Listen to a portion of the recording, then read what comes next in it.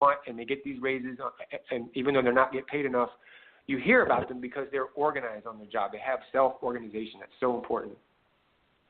Yeah, definitely. And one of the other things that goes on, and I'm still amazed that it goes on to this day. I don't know why I'm amazed, but it does still seem to go on, is that a lot of times those people that are in power or in ruling classes and everything still seem to do a masterful job of dividing and conquering. Because I'm thinking about the way that they separate the church from the LGBT community, the way that they separate the Native American and the Latin community from the African American community. But they still seem to do this masterful job of trying to find ways versus the common things that we have in common that we need to be working on, some that you just talked about, the basic human rights that everybody should have. They find things that are different. It might be the Spanish people speak their language, Spanish, more often than standard English or whatever. That might be a tool of division, or that somebody has a different lifestyle and that the church is preaching against that lifestyle. But they seem to use a variety of methods to try to keep us divided. That divide and conquer, even in the new millennium, seems to be a very effective method that a lot of these folks are still using, that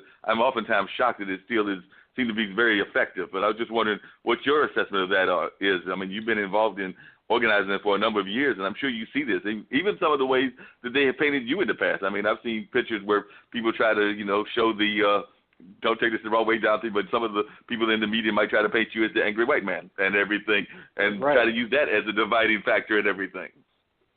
Absolutely. I mean, we're seeing Donald Trump as a mastermind of this divide and conquer. I mean, one of the first things he did when he got to office was ban so-called, Muslim countries, right, from coming in, on the airports. And he's demonized and targeted, just like George Bush and a lot of other racist presidents before him, Arab and Muslim people. And he's doing that. He's doing that because he knows it advances his cause of creating wars and destabilization in the Middle East.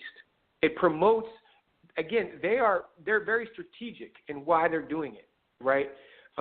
If they divide, the mainstream, the masses of U.S. residents from Muslims, which there's a growing population of Arab and of Muslim people in this country, of course. If they try to divide, then they think there'll be no solidarity when they try to bomb Syria or they try to bomb Iraq.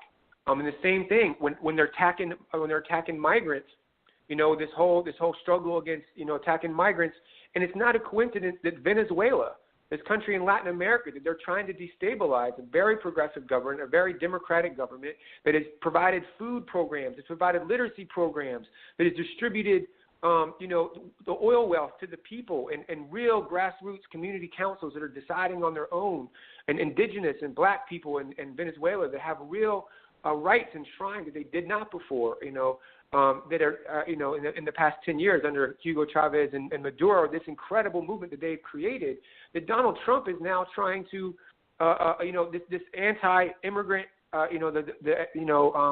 migrant struggle, it's not a coincidence that Venezuela is the most oil-rich country, in the hemisphere. There's more oil in Venezuela, I think, than anywhere, even in Saudi Arabia, right? And it's not a coincidence that they're trying to destabilize this government, and they're using this migrant crisis. No one talks about Hillary Clinton destabilizing the coup in Honduras in 2009, undermining the democratically elected Manuel Zelaya, a progressive-leaning, again, trying to give indigenous rights and rights to the oppressed people, and she came in and wiped them out. No one's talking about that, right? And now you're seeing from Honduras, from El Salvador, all these countries that the United States in the 80s and 90s and 2000s and 2010s overthrew these governments, and now this is where you're seeing the migration. Bill Clinton then sends these free trade programs. It goes and destroys their economy. So you destroy the government, you destroy the economy. What do they got left, right? Of course people are going to migrate, Yeah, And definitely. so, Definitely. And it's not their fault.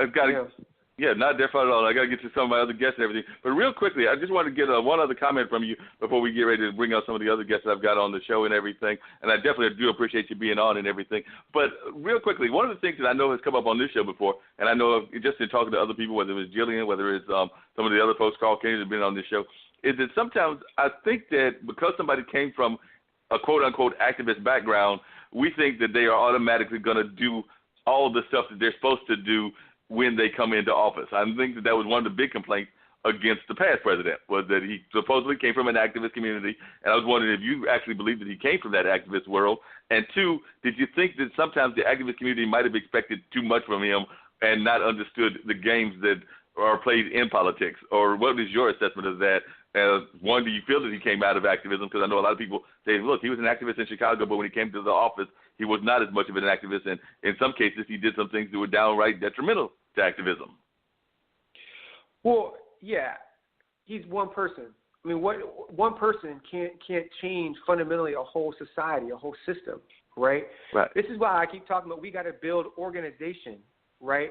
Like activists help to activate more people. Yeah, and Obama was very active in his community and organized a lot of things, to build, grassroots, some stuff. But, I think we have to hold these politicians accountable. When they get elected, they are up there with all the lobbyists and the ruling class we talked about earlier that is highly organized, that has their agenda and their plan in place. ALEC, the American Legislative Exchange Council, they have, cookie cutter, bills that the right wing uses. Like, they are highly organized. We have to be organized to hold our people, if they're activists or not, progressive thinking or not, when they get in office.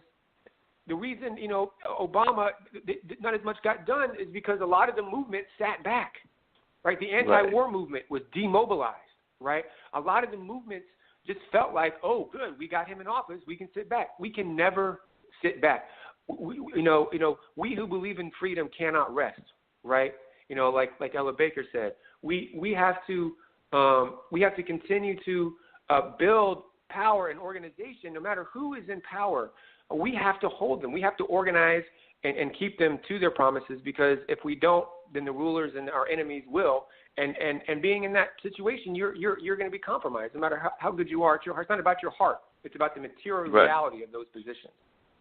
Yeah, definitely. Yeah. So, Dante, if you want to stay on the line, you can, but if not, I definitely appreciate you being on. And, Dean, I want to let you know that in addition to all this activism work that Dante does, and now he's a new Pops and all of that kind of stuff, last week we had somebody that was more known as a musician than he is for his other job, because we had Tony Springs on, who's with Liquid Pleasure, and is known and works in the prison system trying to get people back into reentry as they get out of the prison system. And a lot of people didn't know that about Tony. Well, I can say the opposite about Dante. Dante is actually also, in addition to being an activist and all over the activism world, he's been in a couple of bands, so he's also a musician in his own right. All right, man. Thanks for having me, Mark. Good to see y'all. Appreciate you. Thanks for being on the show. All right, well, next up we're going to have Kyle Solomon come in, and he'll be in just 1 second. Bass players, the best thing you can do for your overall sound. You've got to see this. New Basstone Incorporated makes Nightwalker bass guitar tube preamps. This preamp will give your sound such a boost, it's just incredible. Try it today. Try it today now. A great sounding bass guitar will make for a great sounding band. Make your band sound at its best. Best thing you can do for your bass guitar sound. NewBassTone.com. NewBassTone.com. All right, that's New Bass Tone right there for you. So the Bass Tone man won't be jumping on you like he was a couple of weeks ago, Mark. But Mr. Solomon, welcome to Straight Talk with Dean and Mark. I appreciate that, because when he jumps on me, I don't like it. But Kyle, how's it going there? Hey, what's going on, guys? Thanks for having me on. I am doing good, Kyle. Now, Kyle is a North Carolina person as well. I did not realize this until I was doing some research and saw that you have actually got roots here in North Carolina, and you've done a lot of different things. But right now you're showing people how they can use the internet and computer technology to, like, do all kinds of cool things. You come up with this whole platform, and it looks like if you want to, you can automatically set it up to water your plants. So you can literally be out there doing some work, doing some activism, doing whatever you want to do, and everything will be taken care of while you're gone and automatically set up and everything. So why don't you tell us a little bit about this platform and exactly how it works and what you're trying to encourage people to do with it? Well, I mean, I think we can tie back into activism in that last conversation we had, but let me go ahead and start. Basically we're a technology company, and we basically built Wi-Fi sub-assemblies that basically let anybody create custom Wi-Fi systems without any code, any expertise, within minutes. So it's a pretty cool little platform that can take a single piece of hardware and basically turn it into 1,000 different devices by the way it operates and how users define that. So what we're doing is we're kind of tying that into a blockchain cryptocurrency initiative that's going to enable users the ability to create data profiles that'll kind of tell hardware how to operate, very similar to kind of what YouTube did for content creators. So it's kind of a high-level stuff. It's some really funky stuff, but we are a blockchain initiative, and so the value of that is more or less peer-to-peer transfer of value that's immutable, cannot be changed, cannot be hacked. So it's a guaranteed, secure transfer of value. So when you take that type of technology, you can deploy this technology into our government. And, you know, the last speaker you guys had on, I didn't really catch his name, but he was very enthusiastic. Dante. Okay, yeah. So it's very enthusiastic about accountability, and that's how we do it. Yes. We're not going to change the world lining up on the left and lining up on the right. It's not going to fucking happen. Excuse my language. Sorry if you guys beat that or not. I don't know if I'm allowed to drop F-bombs. But Nope, there's you can some say of my what you want. words. Excellent.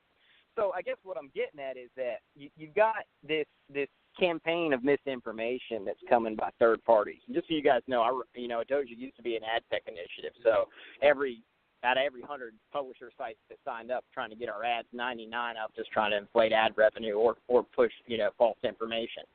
So with what's coming out with technology, they're basically some new stuff where people are transplanting faces on top of videos to make people appear in videos to say ridiculous stuff. So actors can appear like the president and vice versa. So expect all that coming for 2020. I mean, it's no joke with what's coming up. About 2020 time frames when it's probably going to get bad, I'm estimating those cycles. But as far as coming back to blockchain roots, the left and the right, it's going to get worse. The divide's going to get worse. And what I think the only common ground that we can find is hold the politicians accountable by the money flow. So if we track campaign finance and we track spending, government spending within reason on a blockchain, we know where the money's going. And so what the left can then do is go to the right and say, okay, here's everywhere where we can save money by cutting stuff that really doesn't make sense because it is a waste. And the right can say, okay, yeah, that's cool. That's all we were really trying to get to. And now you've got a dialogue because the guns aren't going anywhere. Abortion's not going anywhere. So let's work with what we can work with. And every single person, whether it be the right or the left, should be pushing for blockchain in government, period. There's no reason not to. We need to know how the money is being spent. It's the number one, I would say, use case for America to really start to come together, to be honest with you. And aside from that, I mean, the government, we're printing money every day. You know, this is not sustainable. It's not a sustainable system. You know, education is not sustainable. None of it's sustainable. So we've really got to rethink stuff. And if the society, if we're betting on our politicians to save the day, we are totally fucked. Wow. I just had to get that out of there. So we can get back into my deck if you want, but it's very important. No. Everything is circle.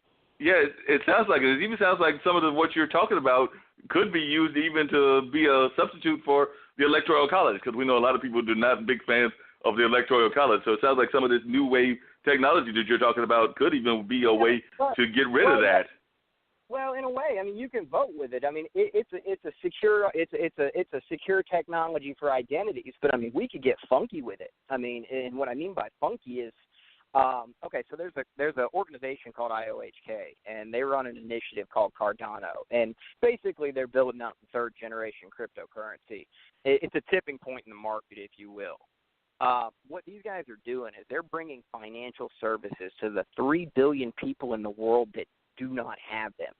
So when you put that into perspective, that shift and bringing that many people, giving them access to credit and financial services, and we're talking third world countries, right, where people have never had this before, that is going to bug our system. Our financial system is not going to be able to sustain that impact without significant repercussions in some way, shape, or form. So, I mean, we can tie this technology to a lot of different facets, and I know there's a lot of people out there that are all blockchain nuts and whatnot.